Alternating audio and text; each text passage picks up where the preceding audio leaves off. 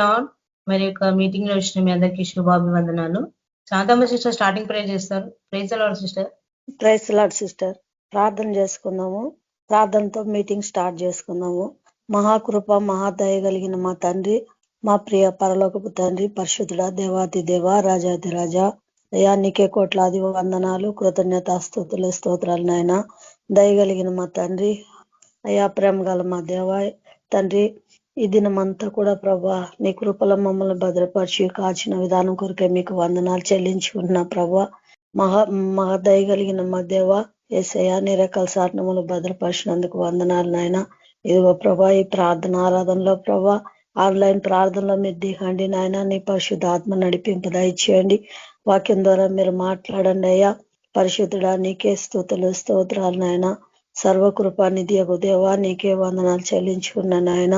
ప్రభా నీ కృప చేత మమ్మల్ని రక్షించుకున్నావు ప్రభా, నీకే వందనాలు యేసయ్యా. నీకే స్తుతులు స్తోత్రం నాయన.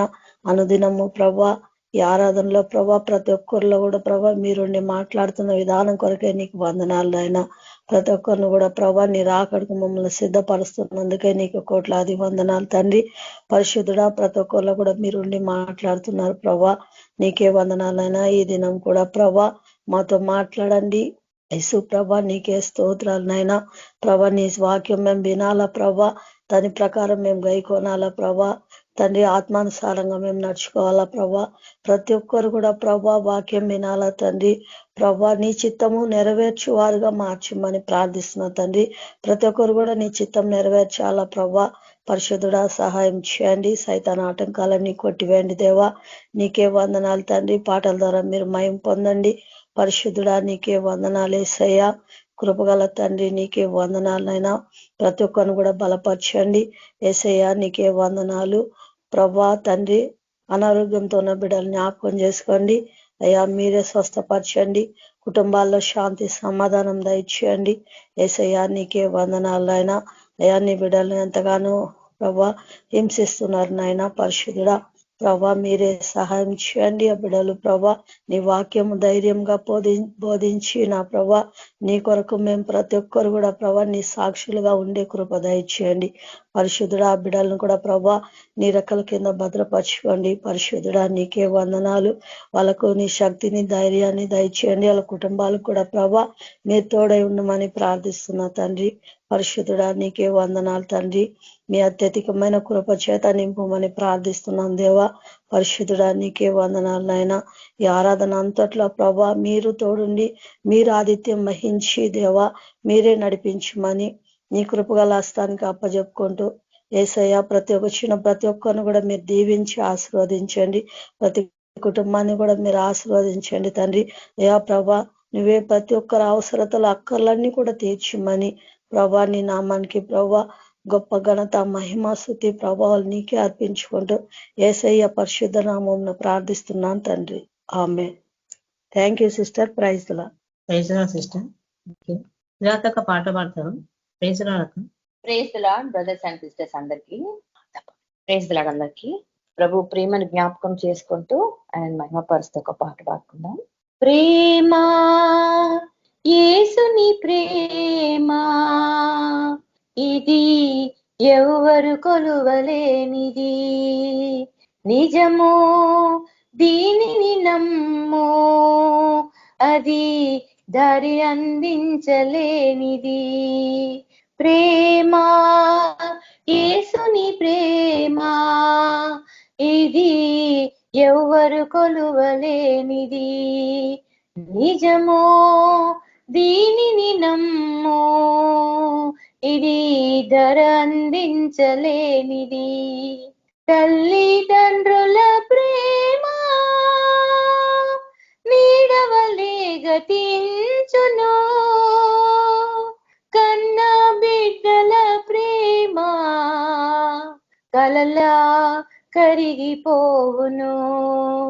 తల్లిదండ్రుల ప్రేమ నీడవలే గతించును, కన్న బిడ్డల ప్రేమ కలలా కరిగిపోవును. ఎన్నడెన్నడు మారనిది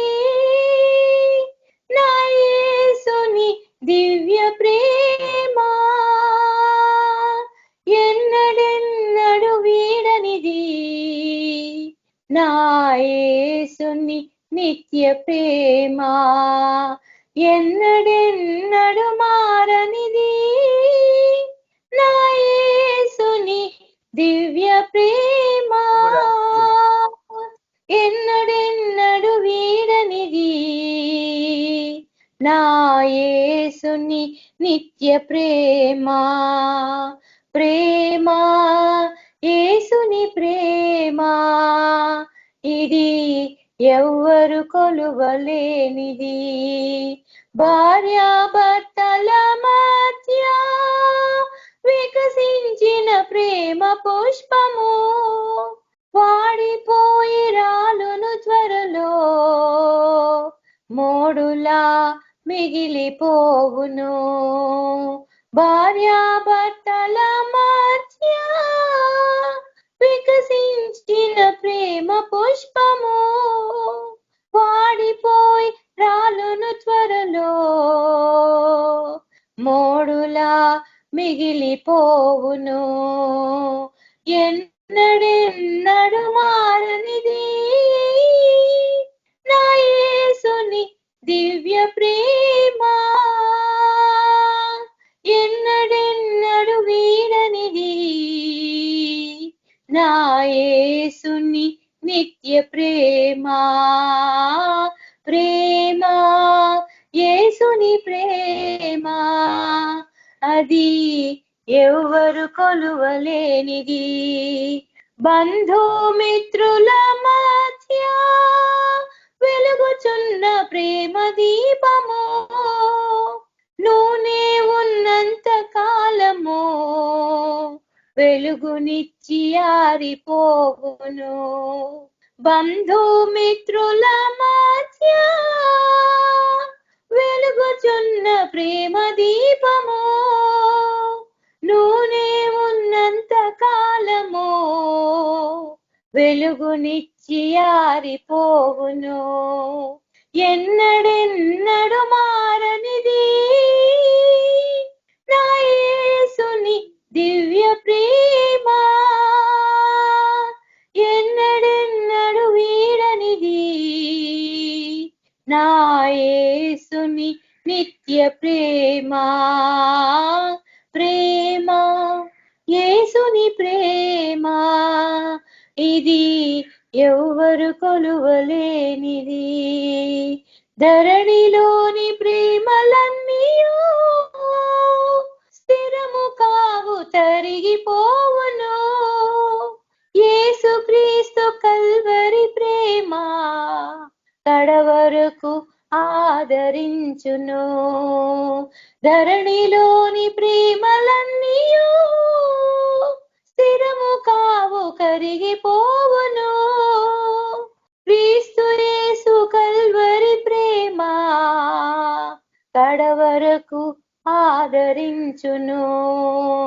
ఎన్నడెన్నడు మారనిది, నా యేసుని దివ్య ప్రేమ ఎన్నడెన్నడు వీడనిది, నా యేసుని నిత్య ప్రేమ. ప్రేమ యేసుని ప్రేమ ఇది ఎవ్వరు కొలువలేనిది, నిజము దీనిని నమ్ము ఇది ధర అందించలేనిది. ప్రేమ యేసుని ప్రేమ ఇది ఎవ్వరు కొలువలేనిది. Thank you sister. Praise the Lord. Thank you అక్క. Praise the Lord. లూఫస్ బ్రదర్ వాక్యం షేర్ చేస్తారు. Praise the Lord brother. Praise the Lord sister. నా వాయిస్ అందరికి క్లియర్ గా వినబడుతుందా? వినపడుతుంది బ్రదర్. Thank you sister. ప్రార్థన చేసుకుందాం. పరిశుద్ధమైన దేవ, పరలోక రాజు తండ్రి, నీ పాము కొందనాలు, స్తుతులు, స్తోత్రం తండ్రి. యేసయ్య, పొద్దు నుంచి ఇప్పుడు వరకు కాపాడినందుకు నీకు వందనాలు తండ్రి ప్రభా. భయంకర వర్షం నుంచి కూడా మమ్మల్ని కాపాడినందుకు నీకు వందనాలు తండ్రి ప్రభా. అదేవిధంగా ప్రభా, దినదినము మేము ఈ ఆన్లైన్ పార్టిసిపేట్ అవుతుండగా ప్రభా, వాక్యాలు ఎన్నో నేర్చుకుంటున్నాం తండ్రి ప్రభా. యేసయ్య, నీ ఆహారం మాకు దయచేసినందుకు నీకు వందనాలు. అదేవిధంగా ప్రభా, ఎన్నో వాక్యాలు ప్రభా మేము నేర్చుకుని ఉన్నాం తండ్రి ప్రభా. తను తగ్గట్టు జీవించటకు మాకు సహాయం తెచ్చామని కోరుకుంటున్నాం. మరి వాక్యం చెప్పబోతుండగా ప్రభా అందరూ చెవికి విని నేను ఎసపని నేర్చుకోవాలా తండ్రి ప్రభా. మరి రాబోయే దినాలు ఎలాగ ఉన్నాయో తండ్రి ప్రభా, ఆ దానికి కోసం ప్రభా మరి మీకు నేర్పించినందుకు నీకు వందనాలు యేసయ్య. మరియు ఈ వాక్యం పట్ల మీకు మహిమ వచ్చేటకు సాయం తెచ్చి తండ్రి ప్రభా యేసయ్య. అదేవిధంగా ప్రభా నా సొంత తలంపులు కొట్టేసి నీ యొక్క జ్ఞానం మాకు దయచేయమని కోరుకుంటున్నాం. యేసుక్రీస్తు నామములో అడిగి పెట్టుకుంటున్నాం తండ్రి, ఆమేన్. ఈ రోజు నేను 12 ప్రవక్తలు, చిన్న ప్రవక్తల నుంచి ఇంకొక ప్రవక్త కోసం నేను చెప్పాలని ఆశపడుతున్న ఈ సాయంకాలం వేషంలో నాహం, ద బుక్ ఆఫ్ నాహూం కొంచెము మీతో షేర్ చేసుకోవాలని అనుకుంటున్నాను అనమాట. అయితే చూడండి, మనము లాస్ట్ మనం చూసుకున్న ఉపద్య గురించి చూసుకున్నాము. ఈ చిన్న ప్రవక్తల్లో దేవుడు చెప్పాల్సింది ఒక్కటే అన్నమాట. వాళ్ళు అంటే ఎవరైనా అంటే దేవుడు చిన్న ప్రవక్తను ఎందుకు ఎంచుకున్నాడు అంటే ప్రవచనాలు వాళ్ళ కోసం చెప్పనికి, అది రాబోయే దినంలో ఎలా జరుగుతాయి అనే విధానాన్ని బట్టి ఈ చిన్న ప్రవక్త గ్రంథాలు 12 ఉన్నాయి. 12లో ఇదొక పుస్తకం అన్నమాట. ఇదొక గ్రంథము. నాహాము ఒక చిన్న ప్రవక్త అన్నమాట. అయితే మనము లాస్ట్ టైం మనం చూసుకుందాము ఉపద్య గ్రంథం చూసుకున్నాం, అది ఒక చిన్న పుస్తకము, చిన్న ప్రవక్త. ఇప్పుడు కూడా మనము నాహం కోసం చూసుకుందాము. ఆ ప్రవక్త దేనికోసము దేవుడు ఎంచుకున్నాడు, ఏ విధంగా అయితే ప్రవచనాలు ప్రకటించుకున్నాడు, ఎందుకోసము, ఎవరి కోసము అని మనం నేర్చుకుందాం. చూడండి, నాహాము అంటే దానికి అర్థం, హీబ్రూ నుంచి తీయబడిన అర్థం ఏంటంటే ఆదరణ, లేకపోతే ఇంగ్లీష్ లో కంఫర్ట్ ఆర్ కన్సోలేషన్. నేను నేర్చుకున్న విధానము మీకు చెప్పాలనుకుంటున్నా. మీరు ఈ మీనింగ్స్ ఇవన్నీ తెలుసుకోవాలనుకుంటే మనకు ఒక మంచి ఫ్యూచర్ ఉంది, అది మనం మంచిగా యూజ్ చేసుకోవచ్చు. వాట్సాప్ లో మెటా ఏఐ ఓపెన్ చేసి what is the meaning of నాహాము అని కొట్టండి. మీకు క్లియర్ గా మీనింగ్, ఒరిజిన్ అంటే ఏ భాష నుంచి వచ్చిందో, దానికి అర్థం ఏంటి, ఎందుకు దాని అర్థం అంటే క్లియర్ గా చెప్తుంది అన్నమాట. ఆ విధంగానే ఏదైనా సరే ఇమేజ్ ఇచ్చినా అది క్లియర్ ఎక్స్ప్లెనేషన్ ఇస్తుంది. ఎక్స్ప్లెయిన్ దిస్ అబౌట్ ఇమేజ్ అని చెప్తే అది ఎక్స్ప్లెనేషన్ ఇస్తుంది ఇంగ్లీష్ లో. దేనికోసమైనా మంచిగా నీట్గా చిన్న స్టెప్స్ లో కన్క్లూజన్ మనకు అర్థమయ్యేటట్టు విధంగా ఇస్తుందన్నమాట. నేను కూడా ఆ విధంగానే నేర్చుకున్నా కాబట్టి మీకు చెప్పాలని ఆశపడుతున్నమాట. అయితే చూడండి, కంఫర్ట్ అంటే సౌకర్యం. అంటే మనము ఏ చేసినా నీ కంఫర్ట్ గా ఉందా, కంఫర్ట్ గా కూర్చున్నావా, కంఫర్ట్ గా అనేసి అడుగుతాం. అంటే ఫ్రీనెస్ అన్నమాట, సౌకర్యంగా. కన్సోలేషన్ అంటే ఓదార్పు అన్నమాట, ఓదార్పు ఇచ్చేవాడు నాహము. అయితే ఈ నాహము ప్రవక్త ఎవరికి ప్రవచనాలు చెప్పినాడు అంటే నాహము కాలంలో జరిగిన సంఘటనలు ఏమిటి అనే ఈ యొక్క పుస్తకం రాయబడింది అనమాట. ముఖ్యంగా మనం చూడండి, ఉపద్య గ్రంథమే గాని, జోనా గ్రంథమే గాని నినేవియ పట్టణం గురించి రాయబడింది. అంటే నినేవియ పట్టణం ఎందుకు రాయబడింది అని మీకు అర్థం అవుతే, నినేవియ పట్టణం కోసము తెలుసుకోవాలనుకుంటే క్లియర్ గా మనము ఈ యొక్క చిన్న గ్రంథాల నుంచి తెలియబడుతుంది అన్నమాట. ఎందుకంటే ఈ నినేవే పట్టణ ప్రజస్తులు ఎప్పుడైతే యోనా టైంలో వాళ్ళు రిపెంటెన్స్ అయి మారు మనసు పొంది దేవునికి వచ్చిన వారు, అంటే ఆ పాపముతో కూడిన వాళ్ళు, ఆ ప్రాంతం మొత్తము పాపంతో కూడినారు. అంత భయంకరంగా అన్నమాట. ఎంత భయంకరం అంటే అంత భయంకరంగా పాపం చేసి ఇష్టం వచ్చినట్టు జీవించడం. అటువంటి టైంలో నోవా వెళ్ళి మన జోనా వెళ్ళి ప్రకటించినప్పుడు వాళ్ళు మారు మనసు పొంది వాళ్ళు రిపెంటెన్స్ అయి దేవునికి అడిగినారు అనమాట. అప్పుడు దేవుని వాళ్ళని కాపాడింది. దాని తర్వాతకి ఇంకా వాళ్ళు దేవుని మర్చిపోయి ముఖ్యంగా ఏమంటే విగ్రహారాధనలతో మేము మాకే సాటి, మాకంటే ఎవరు లేరు అనే గర్వంతో వాళ్ళు జీవించినారన్నమాట. దాని తర్వాత అయితే వాళ్ళు ఎంత భయంకరంగా జీవించినారంటే మాకంటే శూరులు వీరులు ఎవరు లేరు, మమ్మల్ని ఓడించేవారు ఎవరు లేరు, గర్వంతో వాళ్ళు అంటే అట్లా ఉన్నవారు అనమాట. అయితే చూడండి, ఈ పట్టణము చాలా అంటే నినివే అష్యూరియన్ కింగ్డమ్, అంటే ఇది అష్యూరియన్లు రాజధాని అయిన నినివే పట్టణము చాలా డెవలప్మెంట్ అయింది. ఎందుకంటే చూడండి, దానికి అది పెద్ద గోడలు, పెద్ద కోట, దాని చుట్టూ వాటర్ ఉండడం వల్ల ఏంటంటే ట్రాన్స్పోర్టేషన్ ఈజీగా అవుతుంది, ట్రేడ్ జరిగేది ఈజీగా అవుతుంది, అన్ని డెవలప్మెంట్స్ ఉండేవి. పొలిటికల్ గాను బలంగా ఉంది, మిలిటరీ గాను బలంగా ఉంది, అటు ట్రేడ్ విషయంలో బలంగా ఉంది, అన్ని విధాలుగా బలంగా ఉన్నారన్నమాట. వాళ్ళంతా గొప్ప సైన్యం ఉంది అంతా. దాన్ని చూసుకొని వాళ్ళు గర్వించి వాళ్ళ నాశనం వాళ్ళే తెచ్చుకున్నారన్నమాట. ఈ యొక్క నాహము ప్రవక్త చెప్తున్నంటే ఏ కాలానికి చెందిన నాహము అంటే మనకు నాహము ఒకటి చూస్తే this message about Nineveh the account of vision seen by Nahum who was from Elkosh. చూడండి, ఎల్కోష్ ప్రాంతానికి చెందిన వాడు నాహము ప్రవక్త గ్రంథములు చెప్పబడుతుందన్నమాట. చూడండి, నా బుక్ నా బైబుల్లో ఇంట్రడక్షన్ క్లియర్ గా ఉంటుంది. దానికి ఎన్ని భాగాలుగా విధించబడిందో క్లియర్ గా రాస్తుంది. కాబట్టి నేను మీకు చెప్పదలుచుకుంటున్నాం. The book of Nahum is a poem celebrating the fall of Nineveh పట్టణం, the capital of ancient Israel. The assurance the fall of Nineveh near the end of 7th century BC seals the judgment of God upon a cruel and arrogant nation. ఇది నా దగ్గర ఇది ఈ యొక్క పుస్తకము 3 అధ్యాయాలు కలిగినవి. ఆ 3 అధ్యాయాలు 2 భాగాలుగా విభజించబడింది. ఒకటి ద జడ్జిమెంట్ ఆఫ్ నినెవే పట్టణం, ఇంకోటి ద ఫాల్ ఆఫ్ నినెవే పట్టణం. ఎందుకు వీళ్ళు అంత ఘోరంగా దేవుని చేత నాశింపబడిరంటే వాళ్ళు చేసే పనుల ద్వారా, వాళ్ళు చేసుకున్న అరేంజ్మెంట్స్ వల్ల, వాళ్ళు చేసుకున్న మొత్తం దేవునికి విరుద్ధులుగా జీవించినారన్నమాట. అందుకే దేవుడు క్లియర్ గా వాక్యం సెలవిస్తుంది, నేను వాళ్ళని పనిష్ చేస్తాను అనేసి నాహంకి విజన్ చూపించిన దేవుడు. ఇంకొకసారి ఛాన్స్ ఇద్దామనేసి నాహం ప్రవక్తని అక్కడ వెళ్ళి నువ్వు ప్రకటించు, చెప్పు, వీళ్ళని నేను నాశనం చేయబోతున్నా అనేసి చెప్పుమని చెప్తున్నమాట. చూడండి, 2వ వచనం మేము రాసబడిందంటే the Lord angers against Nineveh పట్టణం. The Lord God tolerates no rivals of pushes those who oppose him. In his anger he pays them back. The Lord does not easily become angry, but he is powerful and never lets his guilty go unpunished. చూడండి, దేవుడు ముఖ్యంగా first ఇది second chance, 2వ chance ఇచ్చిన, 3వ chance ఇచ్చిన దేవుడు మాట వినకపోతే చివరికి నాశనం. దేవుని కోపము మనం తట్టుకోలేం. దేవుడు కృపామయుడు, దాంతో పాటు క్షమిస్తాడు. దాంతో పాటు కోపం వస్తే మొత్తం ఏది తుడుచుకోబెట్టకుండా అన్ని వెళ్ళిపోతాయి. ఈ నినెవే పట్టణం కూడా అక్కడున్న ప్రజలు, అష్షూరియన్ రాజులు ఏం చేసినారంటే బాగా గర్వంతో నిండిపోయినారన్నమాట. వాళ్ళు ఏం చేస్తున్నారో వాళ్ళకు తెలియలేక అయిపోయిందన్నమాట. మా కోసం మేమే, మా తర్వాత ఇంకా ఎవరు లేరు అన్నట్టు చిన్న చిన్న రాజ్యాల మీద ఎట్లంటే చిన్న చిన్న పిల్లల్ని చంపేసే వాళ్ళు. ఈ బైబుల్లో వాక్యంలో రాసిందన్నమాట.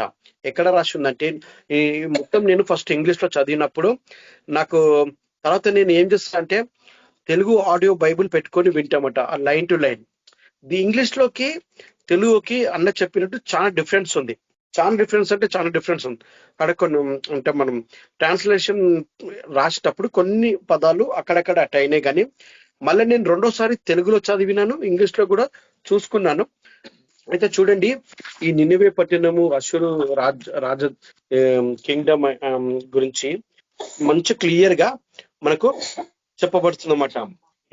వీళ్ళు ఎట్లాంటి వాళ్ళంటే చూడండి, దేవుడు వీళ్ళని ఎందుకు అంటే పనిష్మెంట్ ఇస్తున్నాడు వీళ్ళని. చూడండి, దేవుడు సృష్టించిన దాన్ని నాశనం చేయడానికి ఎంత ఈజో దేవునికి ప్రతి ఒక్క ప్రణాళిక తెలుసు అనమాట. వినకపోతే దేవుడి యొక్క ప్రణాళికను అమలు పరచాల్సి వస్తుంది. అమలు పరచాలంటే ఏ విధంగా? ఒక ప్రవక్త గాను, నీ ద్వారాను, నా ద్వారాను గాను, ఎవరి ద్వారాను దేవుడు ఒక సందేశాన్ని పంపిస్తాడనమాట. ఆ సందేశము వాళ్ళు వినకపోతే ఖచ్చితంగా మనుషుల ద్వారానే కానీ లేకుంటే ప్రకృతి విధంగా కానీ దేవుడు నాశనం చేస్తాడనేసి ఈ యొక్క గ్రంథము మనకు క్లియర్ గా సెలవిస్తుంది. అయితే చూడండి, మనము ముఖ్యంగా తెలుసుకోవాలంటే ఎవరన్నా నాతో పాటు తెలుగులో కూడా చదవచ్చు. ఎవరన్నా వీళ్ళకు ఏ విధంగా చెప్పినా వింటారో, ఏ విధంగా చెప్పాలా వింటారో మనం చూసుకుందాం అనమాట. అయితే చూడండి, మొత్తం నేను ఈ 3 అధ్యాయాలు చదివిన తర్వాత అక్కడక్కడ చిన్న చిన్న పాయింట్స్ నేను రాసుకున్నాను. మనం చదవాల్సింది నాహాము 1:15 చదవండి. ఎవరైనా తెలుగులో చదవండి. నాహాము 1వ అధ్యాయము 15వ వచనం. ఎవరైనా తెలుగులో చదవాలంటే చదవచ్చు. సువార్త ప్రకటించుచు సమాధాన వర్తమానము తెలియజేయు వాని పాదములు పర్వతముల మీద కనబడుచున్నవి. యూదా, నీ పండుగలను ఆచరింపుము, నీ మొక్కుబళ్లను చెల్లింపుము. వ్యర్థుడు నీ మధ్యనిక సంచరించడు, వాడు బొత్తిగా నాశనమాయను. Thank you brother. చూడండి, దేవుడు సువార్త ప్రకటించను సమాధానము వర్తమానము తెలియజేయుటకు అంటే ఫస్ట్ దేవుడు అంటే వీళ్ళు చేసే విధానము, వీళ్ళు నినేవే పట్టణం చేసే ప్రజల విధానం కోసం దేవునికి ముందే తెలుసు అనమాట. వీళ్ళకి ఒకసారి ఛాన్స్ ఇద్దాం, ప్రకటన చేద్దాం. ఫస్ట్ జోనా వెళ్ళినప్పుడు వాళ్ళు అంతా మారు మనసు పొంది వాళ్ళన్ని మంచిగా ఉన్నారు, రిపెంటెన్స్ అయ్యారు, అంత మంచి. దాని తర్వాతకి కొన్ని సంవత్సరాలు అయిన తర్వాతకి మళ్ళా వాళ్ళకు అంటే మాకంటే ఎవరు లేరన్న గర్వంతో నిండిపోయారు. తర్వాతకి నాహాము ప్రవక్త వెళ్ళి వాళ్ళకు ప్రవచనాలు చెప్పినమాట. ఈ నిన్నవే పట్టణము ఎలాగా నాశనం అవుతున్నది ముందుగానే చెప్పినమాట. మీరు ఈ విధంగా నాశనం అయిపోతున్నారు, తర్వాత మీరు ఈ చేసే పనులను బట్టి దేవుడు నాశనము మీ మీద తెస్తున్నాడు అనేసి వాళ్ళకి చెప్తారు. అయినా కానీ వాళ్ళు పట్టించుకోలేదన్నమాట. ఇట్లనే చెప్తారు అట్లే వీళ్ళు చూడండి. అయితే వీళ్ళు చేసే పనులలో చిన్న చిన్న పిల్లల్ని కూడా బండ కొట్టి చంపేవారన్నమాట. ఈ పట్టణస్తులు చాలా ఘోరంగా వీళ్ళు చేసేవారన్నమాట. నాహాము 3వ అధ్యాయము 10-11 చదవండి బ్రదర్ ఒకసారి. 10th వర్స్ చదవండి. నాహాము 3వ అధ్యాయము. అయినను అది చెరపట్టబడి కొనిపోబడెను. రాజ్య మార్గముల మొగలయందు దానిలోని చిన్న పిల్లలను బండలకు వేసి కొట్టి చంపిరి. దాని గనుల మీద వేసి అందరినీ సంఖ్యలతో బంధించిరి. నీవును మృతురాలవై కొందవు.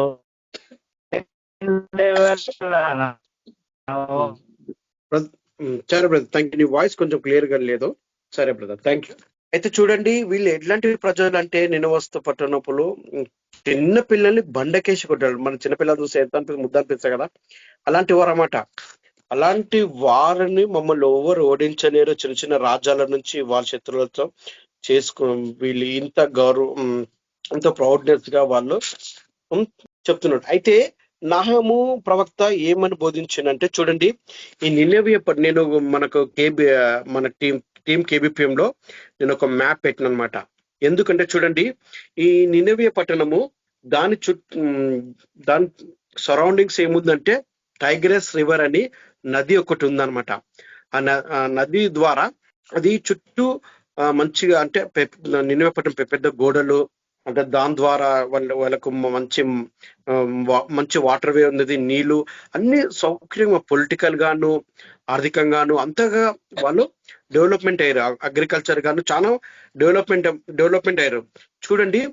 అయితే దేవుడు వాళ్ళని నాహాము మీ నాశనము మీరే తెచ్చుకుంటారు అనేసి ఎక్కడ దేవుడికి చాలా కోపం వచ్చింది. వాళ్ళని ఏ విధంగా పనిష్మెంట్ ఇవ్వాలో ఎక్కడ రాయబడిందంటే నాహాము 1వ అధ్యాయం 8వ వచనం చూడండి బ్రదర్. నాహాము 1వ అధ్యాయం 8వ వచనం. ప్రళయ జలముల వలె ఆయన పురస్థానమును నిర్మూలము చేయును, తన శత్రువుల అంధకారంలో దిగు వరకు ఆయన వారిని తరుమును. చూడండి, ఈ నినవే పట్టణము నేను చదువుతూ చూడండి.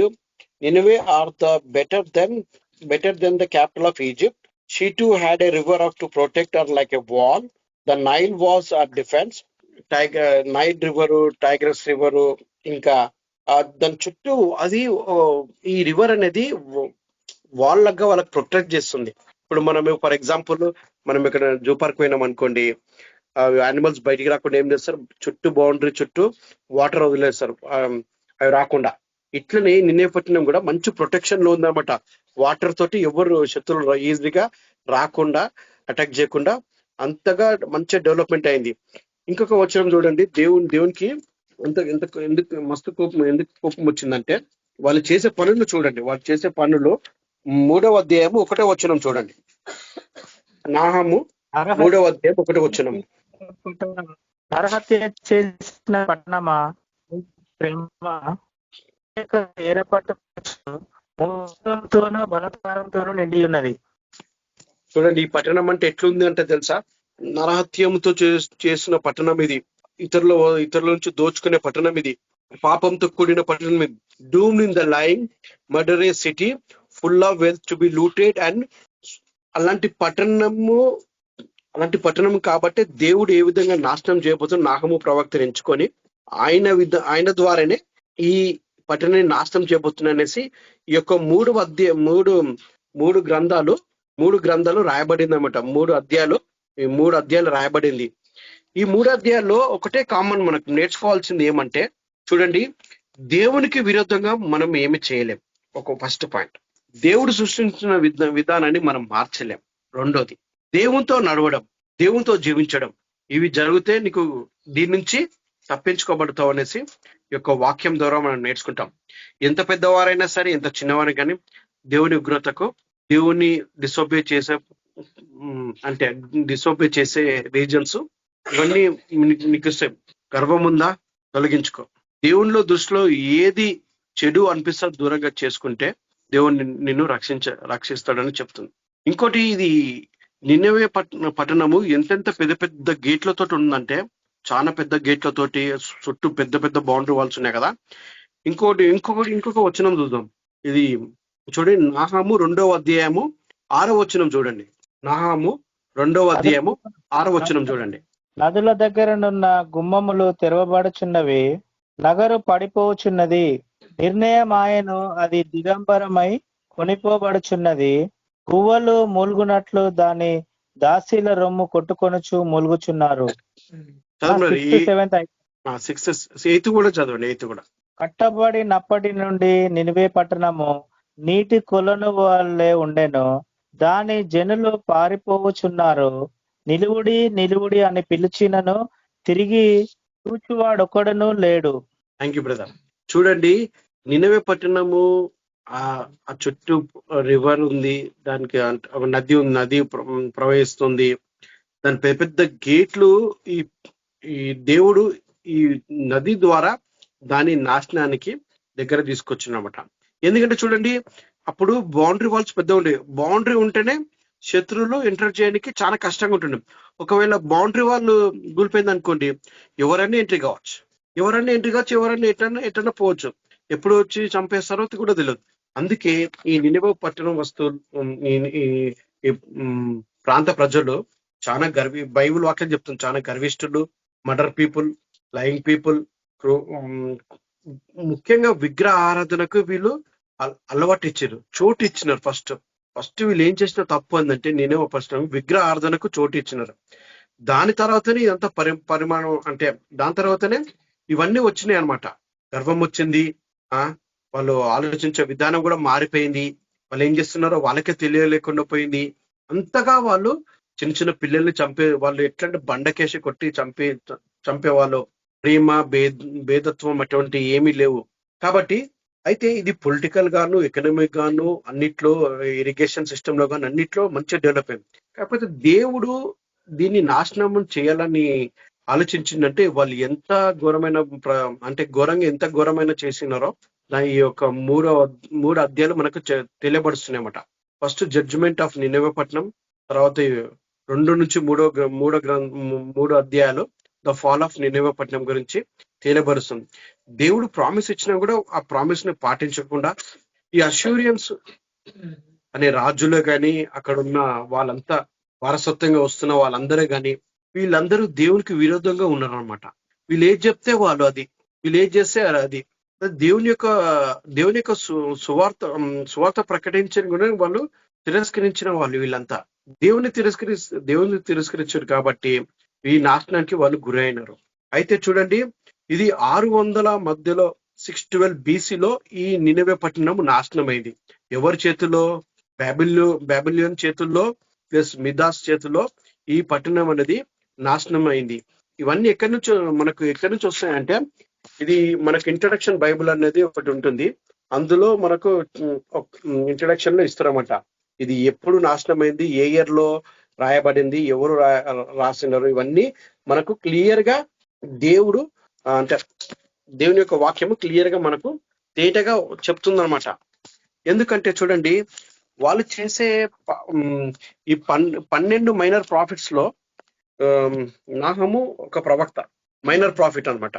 దేవుని ఎంచుకున్న విధానము సరైనది కాబట్టి ప్రజలు వాళ్ళ మాటలు వినలే కాబట్టి ఈ అష్యూరియన్ కింగ్డమ్ ఎంత పవర్ఫుల్ అంటే ఇప్పుడు దీన్ని మనం మోడర్న్ డే ఆఫ్ ఇరాక్ అంటాము.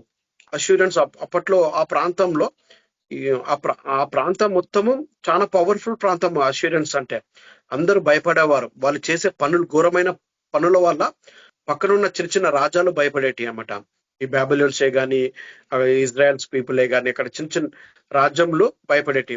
అయితే చూడండి, దీని వీళ్ళు పాటించే విధానము, వీళ్ళు చేసే వీళ్ళకు గర్వం ఎందుకు వచ్చిందంటే, మాకు అన్ని వసతులు కలిగి ఉన్నాయి, మమ్మల్ని ఎవ్వరు ఏమి చేయలేరనే గర్వంతో ఉన్నారన్నమాట. మేము పండుగలు చేసుకుంటాం, అన్ని చేసుకుంటాం, మా చుట్టూ, మా గోడల చుట్టూ ఎవ్వరు రాలేరు, ఎవ్వరు కూడా నిలబడలేరు. చాలా రాజ్యాలు యుద్ధాన్ని దాన్ని అష్యూరియన్స్ ని పడేద్దామని చాలా రాజ్యాలు ప్రయత్నించినా గానీ వాళ్ళ బలంతో ఎవరు గెలవలేకపోయారు అనమాట. అంతగా వాళ్ళు క్రూరులు అనమాట. ఎంత క్రూరులు అంటే చిన్నపిల్లల్ని చంపేవాళ్ళు, అందరినీ ఎవరు పడితే వాళ్ళని ఘోరంగా చంపేవాళ్ళు, అసలు వదిలేవారు కాదు. కాబట్టి ఈ ఏన్షియన్ టైమ్స్ లో వీళ్ళంతా ఏం చేసేవాళ్ళంటే బాగా పొలిటికల్ గా గర్వంతో వీళ్ళు మమ్మల్ని వివరించాలని ఈ యొక్క విషయం వల్లనే వాళ్ళు ఈ నాశనానికి వాళ్ళు తెచ్చుకున్నమాట. ద ఫాల్ ఆఫ్ నినే పట్టణం వాళ్ళంతా ఇదైంది. అయితే ఇప్పుడు ఇందులో మనం నేర్చుకోవాల్సింది ఏంటంటే చూడండి, అందులో మనం నేర్చుకోవాల్సింది ఏంటంటే ఫస్ట్ ప్రాఫిట్ మనకు ఫస్ట్ థింగ్ తను నాహము ప్రవక్త ఏం చెప్పినాడు. ఎందుకు Nahum prophecy against Assyrian emperor, the fall of Nineveh and the gods. ఇది జస్టిస్ కి సంబంధించింది, ఇది రిపెంటెన్స్ కి సంబంధించింది. కానీ వాళ్ళు దేవుని వీళ్ళు తిరస్కరించిన వాళ్ళనమాట. చెప్పినప్పుడు వినలేదు. ఇది ప్రతి ఒక్కరు, నువ్వైనా నేనా కానీ, ఏ నేషన్ అయినా, ఏ రాజ్యమైనా కానీ, ప్రతి ఒక్కరు అకౌంటబుల్ టు గాడ్ అనమాట. అకౌంటబుల్ అంటే వాళ్ళు చేసే పనులను బట్టి వాళ్ళకు ఫలితం వస్తుంది.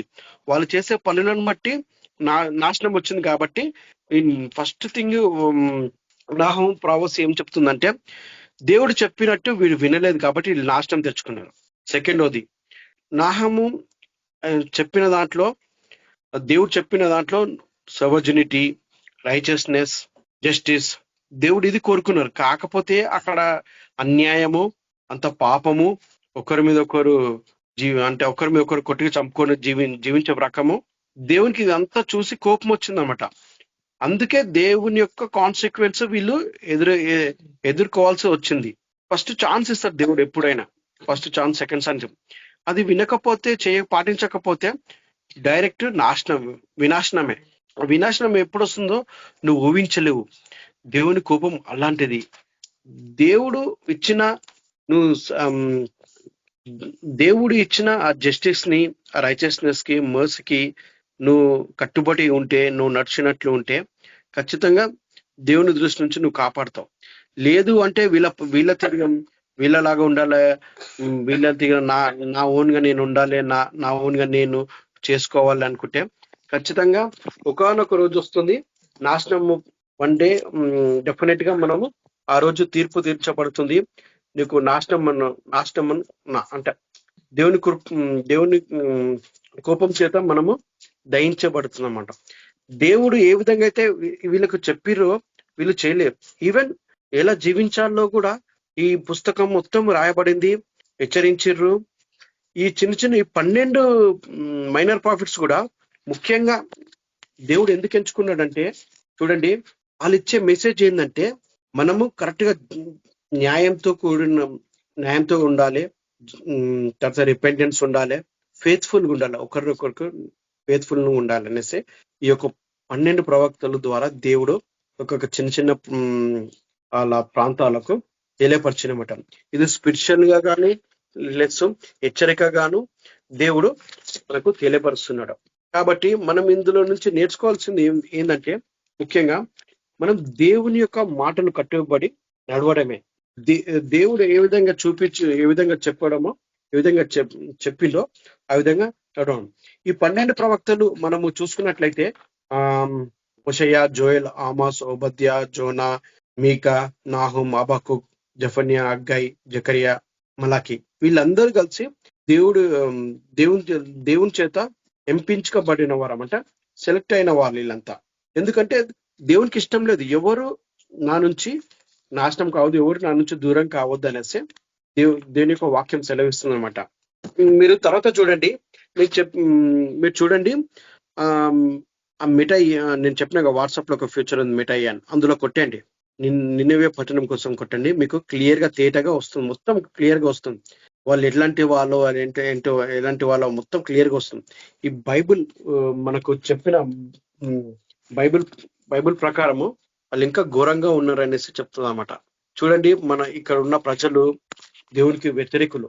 దేవుడు ఛాన్స్ ఇచ్చిన వాళ్ళు తీసుకునే వాళ్ళు. మన దగ్గర ఇంట్రడక్షన్ చెప్తుంది, cruel and arrogant nation. Cruel and arrogant nation అంటే ఎంత కూరులు వీళ్ళు, అంతగా వీళ్ళు దేవునికి కోపం తెప్పించారన్నమాట. చాలా కోపం తెప్పించారు వీళ్ళు దేవునికి. అందుకే దేవుడు ఈ పట్టణాన్ని నాశనం చేస్తా అనేసి ఖచ్చితంగా చెప్పింది. కాబట్టి ఒకసారి ఛాన్స్ ఇచ్చినా వీళ్ళు ఎదుకోలేదు, రెండోసారి ఛాన్స్ ఇచ్చినా కానీ చాలా ఏళ్ళ తర్వాత ఈ పట్టణము పూర్తిగా నాశనం అయిపోయింది. ఎలా నాశనం అయిపోయిందంటే అక్కడున్న వరద, ఆ రివర్ పొంగిపోయి ఆ పట్టణం లేకుండా అయిపోయింది. అలాంటి పట్టణం, అంత పెద్ద పట్టణము ఇప్పుడు కనబడకుండా అయిపోయింది. అంటే అర్థం చేసుకోండి దేవుని ఉగ్రత ఎంత కోపంగా ఉందో. చెప్పినప్పుడు వినకపోతే ఎవరికైనా కొంచెం కోపం వస్తుంది.